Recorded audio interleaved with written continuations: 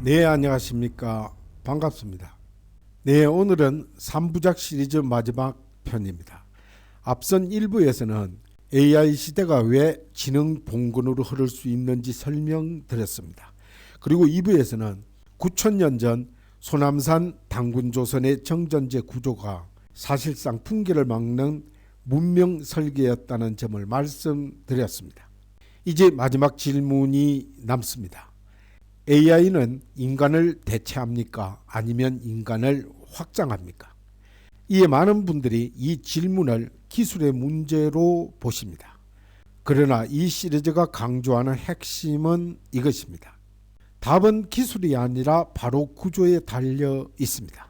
같은 AGI라도 누가 소유하고 누가 접근하고 누가 검증을 하고 어떤 목적 함수로 운영하느냐에 따라 인류의 미래는 완전히 달라질 수 있습니다.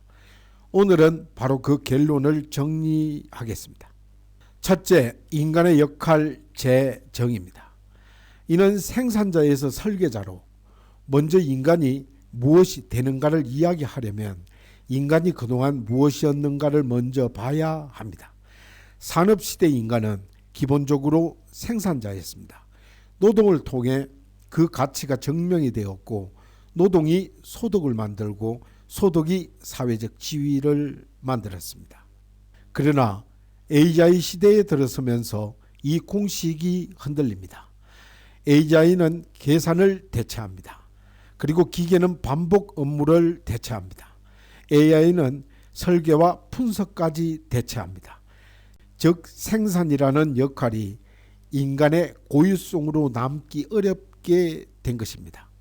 여기서 중요한 오해가 있습니다. 많은 분들이 그렇다면 인간은 쓸모가 없어지는 것 아닙니까? 라고 물으십니다.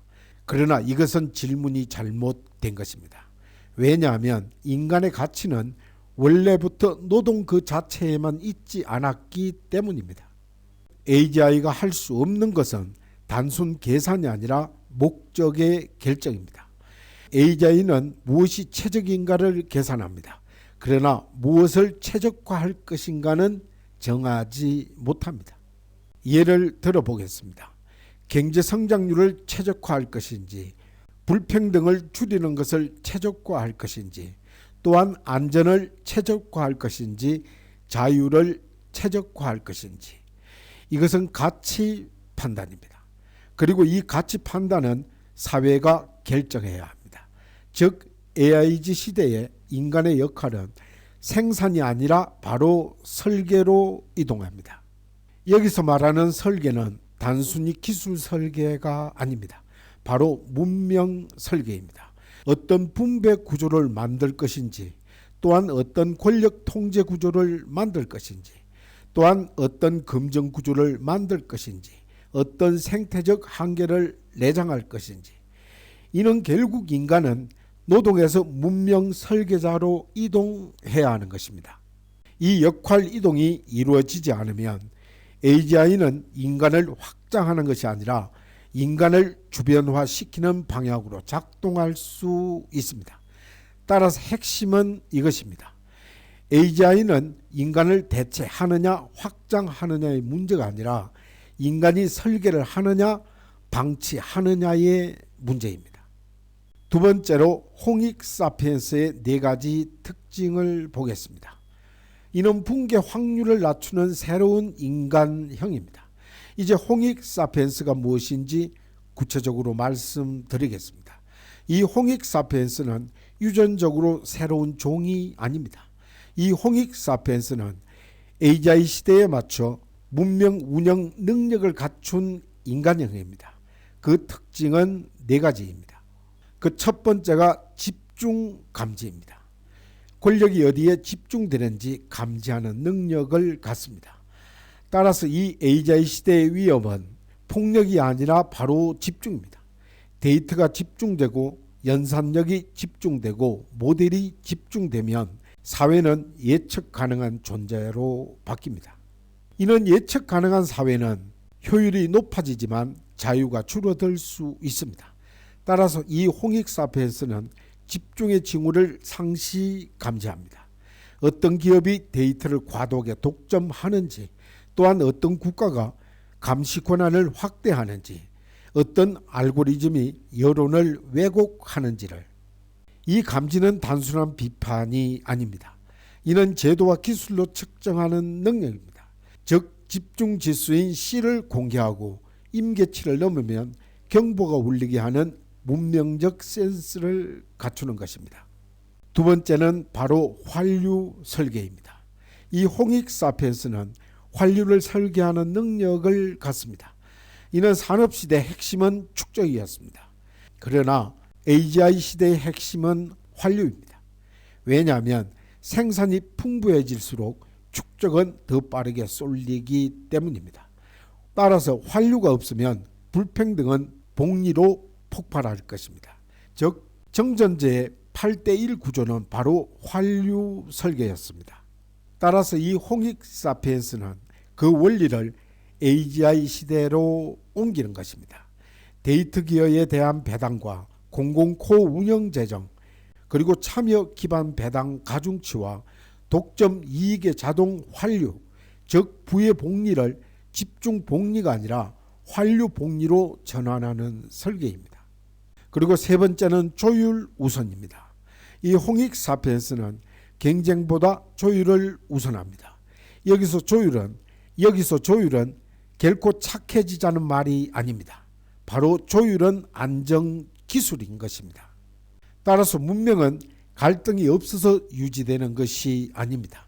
갈등이 있어도 폭주하지 않도록 조정하기 때문에 유지됩니다. 따라서 AGI 시대에는 갈등의 속도가 더욱 빨라질 수 있습니다. 그 결과 여론이 즉시 분열이 되고 시장 충격이 즉시 확산될 수 있습니다.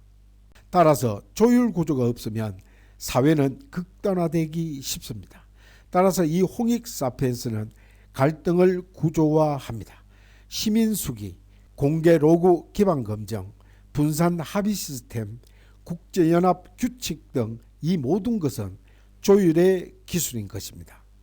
그리고 네 번째는 지능 공유입니다. 이 홍익사피엔스는 지능을 공유 자산으로 이해해야 합니다.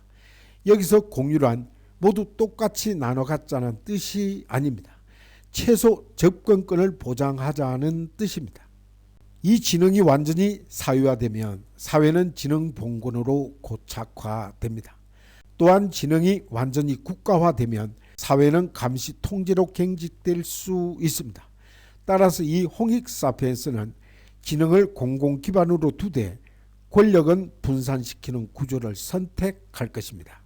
이는 공공코 접근권, 그리고 상호 운영 표준과 독립감사, 그리고 시민 검정, 이것이 바로 지능 공유의 실질적 의미입니다. 이 네 가지를 요약 정리하면 홍익사피엔스는 지배자가 아닙니다. 이 홍익사피엔스는 균형 설계자입니다. 그는 기술을 숭배하지 않습니다. 또한 기술을 두려워하지도 않습니다. 기술을 문명 구조로 설계하기 때문입니다. 그리고 세 번째, 미래는 설계됩니다. 미래는 발견되는 것이 아닙니다. 바로 설계되는 것입니다.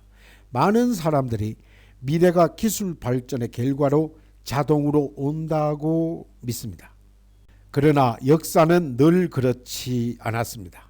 같은 기술을 가진 사회도 어떤 제도와 구조를 선택하느냐에 따라 완전히 다른 결과를 만들어 왔습니다. 따라서 AGI 시대도 같습니다. AGI는 하나의 엔진입니다. 그 엔진은 목적 함수에 따라 움직입니다. 시장이 목적을 정하면 초잡은 독점형으로 갑니다. 그리고 국가가 목적을 정하면 국가 통제형으로 갈 것입니다. 그러나 시민과 분산 구조가 목적을 정하면 분산 조율형으로 갈 것입니다. 따라서 가장 중요한 것은 바로 기술 수준이 아니라 목적 함수와 거버넌스 구조인 것입니다. 바로 그 이유 때문에 우리는 홍익 문명선언 10개 조항 같은 최소 원칙이 필요하다고 말씀드렸습니다. 따라서 지능은 통제할 수 없습니다. 그러나 지능이 움직일 구조는 설계할 수 있다는 것입니다. 그 설계의 핵심은 세 가지입니다. 집중을 감지하고 완충하는 구조입니다. 환류를 자동으로 유지하는 구조입니다. 시민이 검증하고 조율하는 구조입니다. 이것이 바로 홍익 모델입니다. 마지막으로 정리하겠습니다. 우리는 호모 사피엔스를 넘어 홍익 사피엔스로 이동할 수 있습니다. 그것은 이상이 아니라 지속을 위한 다음 단계입니다. AI 시대의 문명 경쟁은 누가 더 강한 AI를 만들었는가의 경쟁이 아닙니다. 누가 더 안정적인 구조를 설계했는가의 경쟁이 될 것입니다. 따라서 지능 봉건은 스스로 무너지지 않습니다. 또한 국가 통제는 스스로 축소되지 않습니다. 따라서 분산 조율행은 저절로 오지 않습니다. 반드시 설계해야만 합니다. 제도화해야 합니다. 검증 가능하게 만들어야 합니다. 따라서 우리는 선택할 수 있는 첫 세대입니다. 그리고 그 선택의 이름이 바로 홍익입니다. 감사합니다.